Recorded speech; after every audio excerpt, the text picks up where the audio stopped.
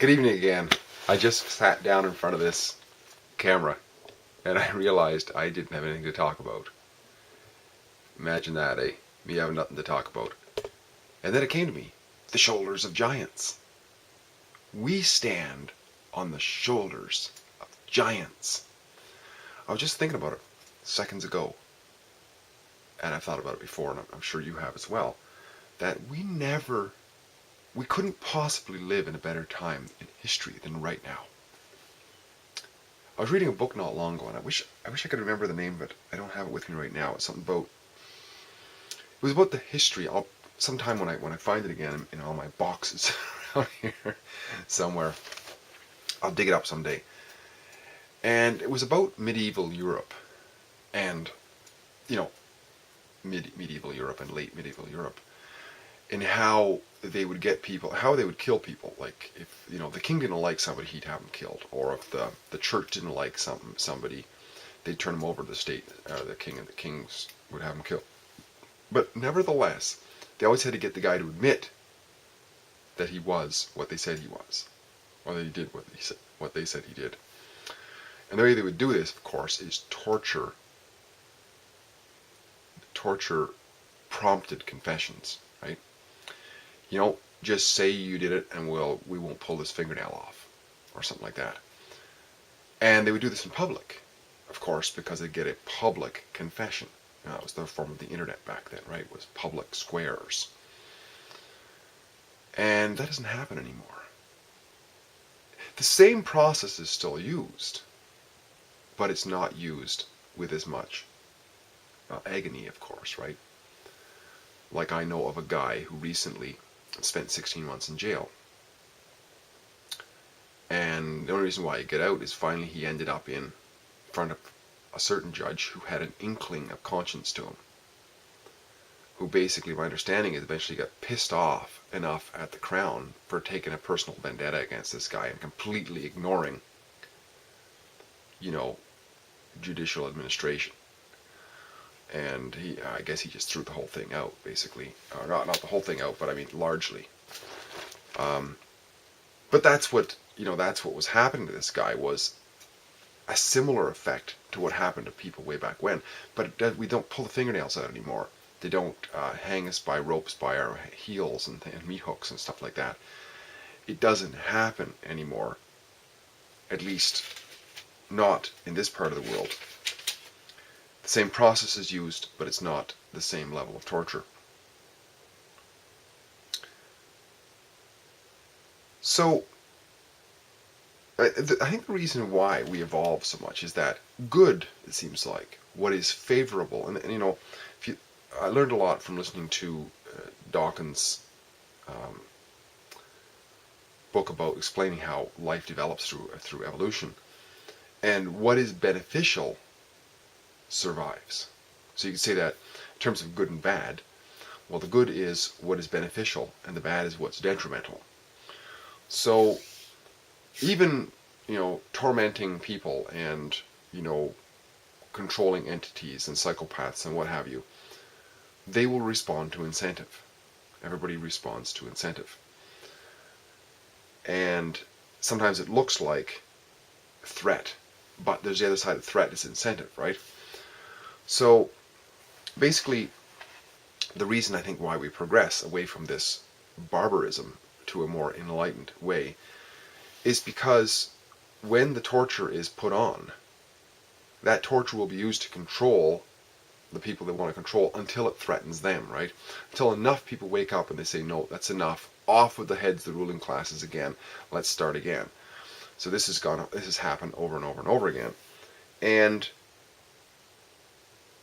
and when people stand up to it, you see in this guy's case, very likely what happened, this judge may not have been that enlightened. He may have been, just as diabolical as the rest of them. But he may have started to see that what was happening here was going to make them look worse in people's eyes than they already are. And therefore we better let this guy out and get him out of our, so we don't do any more damage to our public perception. That could well be it. And, I think that's, like, look at France. I mean, it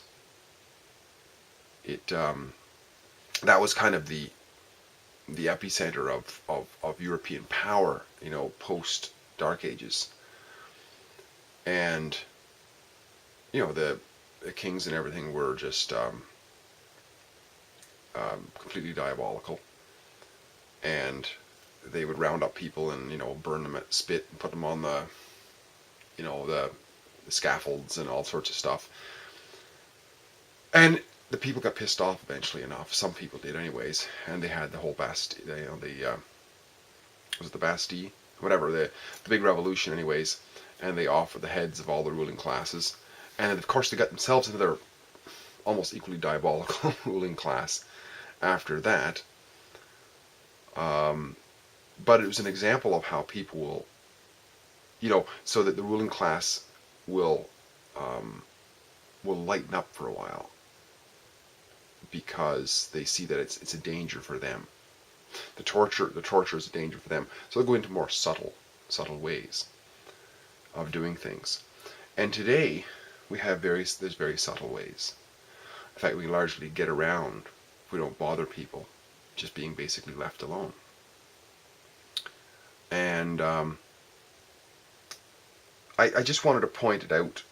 I know that I've been a little scatterbrained in talking here about a bit, but I wanted to point out what I think is very convincing, that we live in very, very fortunate times.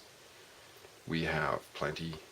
We have ways of communicating which are completely revolutionary. We can talk to many people around. Sure, there are negatives to that we don't have as many interactions, face-to-face interactions, but not that we can't, though, right? This is all just plus. This is relationship plus going on, because we can still have face-to-face with lots of people if we want to. We have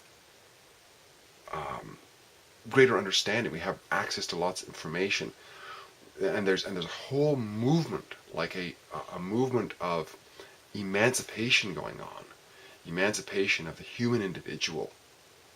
People coming back to realize that what they are is the movers and the occupants, or the creators of all the fictions called government and personalities and all that sort of thing. Realizing that we're the ones who are producing those, so we can learn something about ourselves. And at the end of it all, though, the reason we can progress, another reason why we can progress like this, is because we stand on the examples and what was learned and what was gone to the wall for by giants before us. I think of guys like Martin Luther King. In spite of all his challenges as an individual, I mean, he was not a perfect man in anybody's admission. I don't think even he would admit it. I mean, he's a philanderer and so on, right? But nevertheless, and I don't even believe in his superstition, a lot of it. Nevertheless, he was a man who seemed to stand for it in the face of those who wanted to take him out. And that's what happened. He took a bullet at the end, right? When those things happen, we can stand farther up. We stand on the shoulders of millions of people who have died for their principles. And as a result, the ruling classes have had to concede to a greater sense of autonomy by individuals. Because if they don't, they know that their time is very limited. So, for example, here in the political jurisdiction that people call Canada, up until about 1960, as far as I know, there was no such thing as the concept of rights of man, of rights of human rights, and these sorts of things, until the Bill of Rights came along. And until the individuals who are operating under this umbrella called the Canadian government signed on international conventions, like the International International Covenant on Human Rights, or whatever it is. I'm forgetting the actual term for it. until they signed on to that. And once they signed on to that, they had to commit to then rejigging and redoing the Constitution. The British North America Act of 1867 was just only about government, basically. It was just basically about government. And that's all it still is, but they at least had to put a Charter of Rights and Freedoms in there to at least make it look like they were recognizing human rights. Of course, they're not recognizing rights of man. That was something that was used back at the time of the French Revolution. Rights of man is another step up, and basically, they concede. If you were to sit down and talk to them, and they would be honest, people who know what's going on in these constitutions, sit down and talk to them, they will concede there's no need to mention man, because man is outside of that game. There's no need to mention man on the chessboard, right? Because it's about those chess pieces. It's not about man. Man is the one who's moving them around. So, nevertheless, there's more and more people waking up to this. That what we are is man. We voluntarily contract into a big game, very serious game, because there's real guns. But it nevertheless is a game. And it's called politics. And the body politic. And which basically people are just caught up in so deep they're over their heads in very often. Turn on the radio once in a while, read a newspaper, and it's 90% or plus government in some way or another. People are deep in it, they're just wading in it. But it's not as dangerous as it once was. And that's what's positive about this. So when it's not as dangerous for the individual man and woman, the individual man and woman does not have to go to as big a wall. Doesn't have to go to a wall and be shot anymore. At least, so far. We got a lot of work to do. We got a lot of self-knowledge to learn. We got a lot of honesty to uphold ourselves to. I actually listened to something fairly recently. It was this foul-mouthed guy, Penn Jillette. He talked about how the guy's kind of an atheist, I guess. He calls himself an atheist. Not sure what he actually believes, but anyways, that's just his words. And he said he has a great deal of respect for Christians who are, or anybody who's religious who proselytizes, because he said that if they don't proselytize, they don't really believe what they're. Because he said, think about it in terms of a Christian or Muslim aspect, right?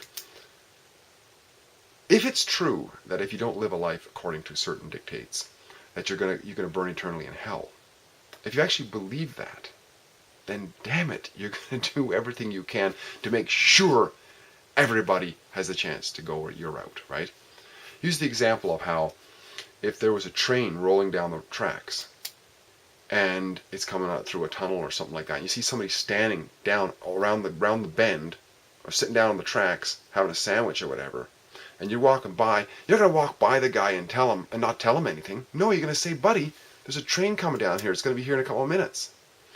And if he says, piss off or whatever, it's like, no, man, there's a fucking train coming. Get your ass off the tracks. And if he still doesn't get his ass off the tracks, some people, anybody with a conscience, is going to try to manhandle the asshole off the tracks. The train's coming, he's going to get squished. And that's nothing in comparison to eternal hell. It's nothing. So people actually believe it. They have to proselytize it.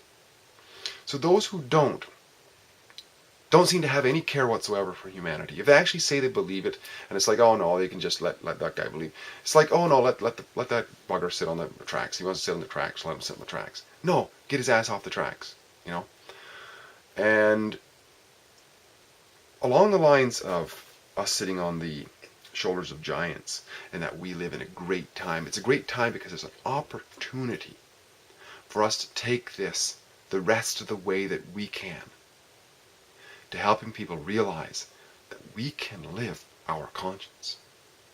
We can live without having to live in any slave level with somebody else. We don't have to do things for others that we don't want to do. That's like doing something for ourselves that we don't want ourselves to do. It's about being more honest. We have this opportunity. So the reason I speak so passionately about this, because I feel very strongly about it, and the time has never been so ripe. I've heard a few other people say this. People like Larkin Rose, people like Mark Stevens, people like Dean Clifford, people like Stefan Molyneux. There's lots of people who are starting to talk about this. This is the time. There's never been a better time, and also there's never been a more important time. Of course, that could have been said of any time in history, of course, because the best time to do anything that's really meaningful is right now, right? So this is why I speak so passionately about this, about living the life you feel that you're meant for. There's the old saying, what if you only had several days to live? What would you do? A lot of the things that we are doing, we would not do anymore. We do the most important. The truth is, we only have a few days to live. In this incarnation, people have all kinds of ideas of what happens afterwards. I'm not talking about that. I'm talking about now, right? We only have a few days, and in fact, we are dying. Because if we have a continuum, right, where we're here now, and at some point we're going to be 6 feet under or whatever, up in smoke, we're traveling on that continuum. If that continuum is 3 days or 500 days, 5,000 days, whatever, it's still a continuum. It's a finite continuum. And in fact, if we're heading that way, that is death. Then we are dying. So we can live like we're dying and live the best life that we can, the most meaningful life that we can, with some sort of a principle and some sort of a major goal. The help we have is the shoulders of the giants upon which we stand, which can be so inspirational and from whom we can learn so much. My name is Steve. It's great chatting again. We'll talk again soon. Bye-bye for now.